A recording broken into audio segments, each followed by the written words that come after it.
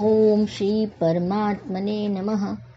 समर्थ रामदास स्वामी रचित मनोबोध श्लोकों की श्रृंखला की यह 114वीं कड़ी। मूल मराठी श्लोक। फुकाचे मुखी बोलता काय वेचे, दिसे दिस अभ्यंतरी गर्व साचे, क्रिये विन वाचा यथा व्यर्थ आहे, विचारे तुझा तूच शोधून पाहे। हिंदी अनुवाद। क्रिया रहित बोल दिनोदिन अहंकार संचय करते हैं, आचरण रहित वक्तव्य व्यर्थ है। विवेक बुद्धि से तू ये जान। कई बार देखने में आता है कि घर में कोई आए जिसे मिलना नहीं चाहते तो माता पिता बच्चों से कहते हैं, कह दो उनसे कि मम्मी घर में नहीं है, पापा घर में नहीं है। तो जब माँ पिता इस तरह से अगर झूठ बोलेंगे तो बच्चों पर तो असर पड़ेगा। बच्चे अनुकरण करते हैं, उन्हें कोई संस्कार से कोई घुट्टी नहीं है कि बैठा के पिला दे। जो कुछ देखते हैं सुनते हैं घर में वही करते हैं। महाराष्ट्र में संत गाडगे बाबा खुद हाथ में झाड़ू लेकर गांव की सफाई किया करते थे। विनोबा भावे, गांधी जी अपना शौचालय खुद साफ करते थे। अगर कोई हमारी गलती भी दिखाता है तो गलती स्वीकार कर यदि हम उसे सुधारने का पूरा प्रयास करें तो योग्य होगा। क्योंकि हमारी छोटी छोटी गलतियों से भी कई बार किसी का जिंदगी भर का नुकसान हो सकता है।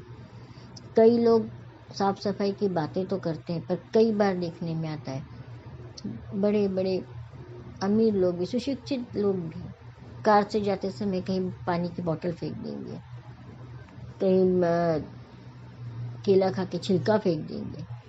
उसी समय अगर पीछे से कोई आ रहा है, उसे लग गई जोर से, गिर गया, वो फिसल गया, तो उसका तो जीवन भर का नुकसान हो जाएगा। आत्मनिरीक्षण की हमें आदत डाल लेनी चाहिए। रोज रात में दिन भर में हमने क्या क्या गलतियाँ की उसका विचार करना चाहिए। आगे से ये गलती न हो। सबसे पहले तो स्वीकार, गलतियाँ के स्वीकार, और आगे से गलती न हो। समाज को शक्तिशाली बनाना है, ऐसा केवल सोच कर नहीं होगा, तो उसके लिए कुछ करना होगा। जैसे समर्थ रामदास स्वामी ने हिमालय से कन्याकुमारी तक घूमकर जगह जगह मठ स्थापित किए, जहाँ अध्यात्म के साथ साथ युद्ध कला, व्यायाम सब सिखाया जाता है। वे जानते थे भगवान हमारी रक्षा करो ऐसी प्रार्थना करते बैठे रहने से कुछ नहीं होगा। सुधरना है तो पहले हमें खुद को सुधरना होगा, फिर समाज सुधरेगा। पहले हमें प्रयास करना ही होगा। सभी गुणीजन कह गए हैं कि तुम्हारे जीवन का शिल्पकार तुम खुद ही हो। शिक्षक लाख ज्ञान दे, पर उसे स्वीकार करके उसे व्यवहार में लाने की इच्छा ही अगर किसी विद्यार्थी में न हो तो कोई क्या कर सकता है। समर्थ रामदास स्वामी ने जब देखा कि यवन लोग अत्याचार कर रहे हैं, सभी का धर्म परिवर्तन करवा रहे हैं, जबरदस्ती लूटमार कर रहे हैं, हमारे मंदिरों को तोड़ रहे हैं, तो ऐसा करना चाहिए, वैसा करना चाहिए, ऐसे कहते हुए उन्होंने समय बर्बाद नहीं किया।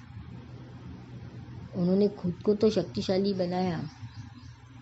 योगासन, सूर्य नमस्कार, एक समय में वो 1000 सूर्य नमस्कार कर सकते थे। और केवल अपने तक ही सीमित न रहकर शरीर संवर्धन, बल संवर्धन, स्वयं रक्षा, समाज रक्षा, ये बातें उन्होंने समाज को भी सिखलाई। कई बार मंदिरों में देखने आता है बाहर में लोग अस्त व्यस्त जूते चप्पल फैला के रख देते हैं। तो ऐसा करते लोग, इस तरह से उनको अगर कुछ बुरी बातें कहते जाए तो कोई फायदा नहीं होगा।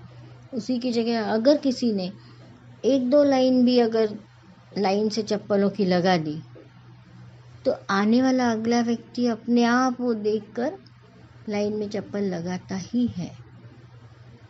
परिवर्तन होते हैं, प्रयास चाहिए।